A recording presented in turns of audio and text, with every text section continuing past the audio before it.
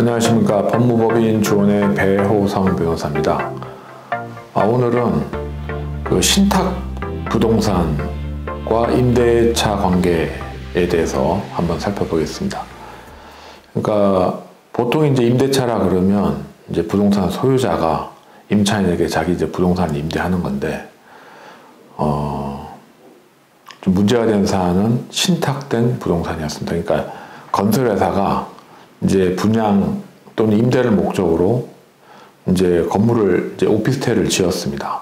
그래서 오피스텔에 이제 그 임차인을 구해야 되는데, 신탁 그 건설회사가 돈이 없다 보니까 이제 금융회사한테서 이제 또는 신탁회사한테서 돈을 빌려서 건물을 지으면서 지은 건물에 이제 등기는 보존 등기는 건설회사 명의가 아니라 신탁회사 명의로 이제 신탁 등기가 된 겁니다.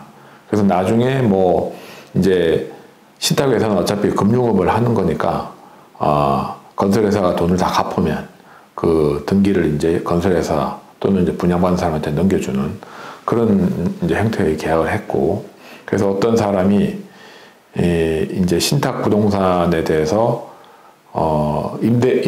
임차를 하기 위해서 이제 건설회사와 이제 계약을 합니다. 그러니까 소유권은 이제 신탁회사 명의로 되어 있지만 이제 임대인은 건설회사, 그리고 임차인은 이제 그 소유자가 아닌 건설회사와 이제 임대차 계약을 체결하는 겁니다.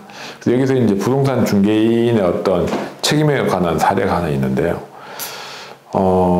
부동산 중개업자라고 하면 보통 저희 여러분들 많이 뭐 부동산 이제 중개인을 통해서 매매든 임차이든 계약을 했을 테고, 그때 보면 이제 부동산 중개업자가 뭐 임대차의 경우에 임차 물건에 대해서 상세히 설명하고, 그 현황에 대해서도 뭐 등기부 건축물 대장 또 건물 등기부 등본 이런 걸 이제 보여주면서 확인을 시켜주고, 그러한 권리 관계에 대해서 이제 설명을 하고, 만약에 그러한 중개에 대해서 이제 자기들이 잘못이 있다 그러면 이제 책임진다는 의미에서 뭐 공제조합에 가입한 그 증서까지 보여주고 그럽니다. 그래서 결국 이 부동산 중개업자는 그 중개 의뢰인과의 관계에서는 민법상 위임과 유사한 관계로서 선량한 관리자의 주임으로서 그 중개 의뢰인의 이익을 위하여 일을 해야 되고, 구체적으로는 이제 부동산 이제 중개 물건에 대해서 상세한 권리관계 분석, 현황 설명 이런 걸 이제 많이 잘 해야 되고, 근거 제시와 함께, 그리고 이러한 의무를 소홀히 하면 이제 손해배상 책임을 지게 됩니다. 그래서 조금 전에 본 그 사례에서 부동산 중개인이 이제 임차인한테 이제 설명을 합니다. 이 물건은 지금 건설회사가 임대인이지만 임차인 그 소유자는 지금 신탁회사가 돼 있다. 그래서 나중에 이제 임대차 보존금을 이제 임대인한테 줄 때 주고 난 다음에는 그러니까 임대차 보존금 잔금을 이제 완납하려면 그 신탁 등기가 말소되는 걸 확인하고 줘라. 이 정도까지는 이제 부동산 중개인이 설명을 했습니다.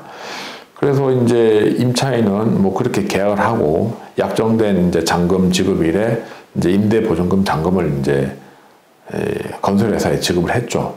그러면 이제 건설회사는 계약서에 약정한 바대로 그 신탁 등기를 말소시키고 이렇게 해야 될 계약서 의무가 있는데 뭐 자금 사정이 여의치 못하니까 신탁 등기를 말소 못했고, 결국 그래서 이제 임차인은 이거 계약 위반이다, 나 계약 해지하겠다고 해서 이제 임대차 계약 해지하면서 그 임대인 건설회사죠, 그 임대 보존금 돌려달라 했는데 건설회사가 이제 자금난에 시달리다 보니 임대 보존금을 전액을 돌려주지 못하고 일부만 돌려줍니다.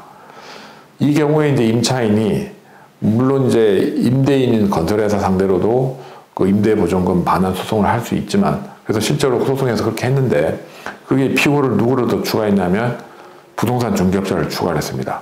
부동산 중개업자가 제대로 된 설명을 안 하고 제대로 된 권리 분석에 대한 설명을 안 했기 때문에 내가 이렇게 손해를 봤다, 책임을 져라, 이렇게 이제 소송을 냈는데, 하급심에서는 임차인이 이제 패소했습니다. 그러니까 부동산 중개업자가 임차인한테 손해배상할 필요가 없다.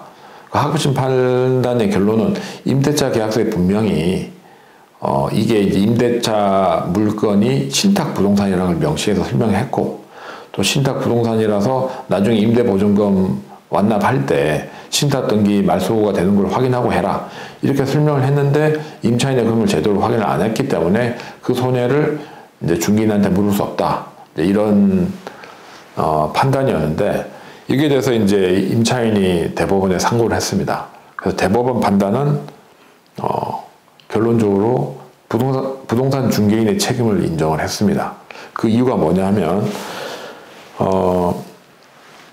그 신탁 부동산이라면 이제 부동산 중개인은 신탁 관계에 대한 조사를 다 하고, 그래서 이제 임차인한테 신탁 원부도 제시하고, 또 이제 그 신탁 회사가 이제 소유자고 임대인은 소유자가 아니니까, 이런 경우에는 임대인, 즉 건설회사랑 계약을 하더라도 신탁 회사가 이 임대차 계약에 대해서 사전에 승인을 하거나 또 사후에 동의를 하거나 이런 절차가 없으면 이 건설회사와 임차인 사이의 임대차 계약은 신탁회사에 대항할 수 없다, 이런 걸 설명하고, 또 특히나 임차인의 경우에는 임대차라는 것이 결국 나중에 임대가 종료되면 임차인이 자기가 그 임대인에게 지급한 임대보증금을 반환받는 게 제일 관심사인데, 그 임대보증금 반환과 관련해서 이걸 제대로 임대보증금을 돌려받지 못할 위험성이 이 신탁부동산의 경우는 있는데, 이런 부분에 대해서 제대로 이제 설명하지 않았기 때문에 임차인이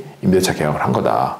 결국 신탁부동산에 대해서 부동산 중개인이 그러한 권리관계에 대해서 구체적으로 상세하게 설명을 안 했기 때문에 이러한 설명 의무 위반, 주의 의무 위반은 결국 임차인에 대한 손해배상 책임이 인정된다, 이렇게 본 겁니다. 그래서 요즘에 이제 뭐 부동산 임대차가 뭐 신규 분양 물건의 경우에는 이제 많이 있는데, 그게 이제 이 신탁 관계를 이용한 신탁 등기된 부동산도 제법 많이 있습니다. 그래서 특히 이런 신탁 부동산에 대한 임대차 관계에 있어서 대법원이 부동산 중개업자의 그 책임을 명확히 했다, 이런 좀 어이가 있는 판례라고 생각이 되고요. 그래서 뭐 이 방송을 시청하는 이제 구독자분들께서도 향후에 이제 본인이 직접 임대인이 되든 또 임차인이 되든 또 신탁 부동산의 경우에는 이러한 어떤 법률적인 쟁점이 있다는 걸 유념하셔가지고 많이 도움이 되었으면 합니다. 이상 마치겠습니다.